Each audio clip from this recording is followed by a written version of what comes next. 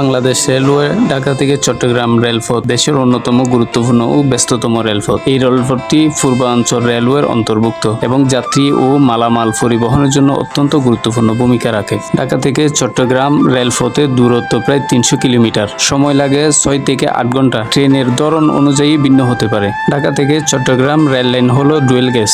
ঢাকা থেকে চট্টগ্রাম পর্যন্ত প্রধান স্টেশনগুলো হলো কমলাপুর এয়ারপোর্ট, গান্ডারিয়া, নরসিংদী, ভৈরব বাজার, আশুলিয়া, সরাইল, নাসিরনগর, ব্রাহ্মণবাড়িয়া, আখাউড়া জংশন। আখাউড়া জংশন একটি গুরুত্বপূর্ণ জংশন। এখান থেকে ভারতের ত্রিপুরা বা সিলেটমুখী ট্রেন যায়। কসবা, মন্দবা, Maijdi court, Noakhali line branch.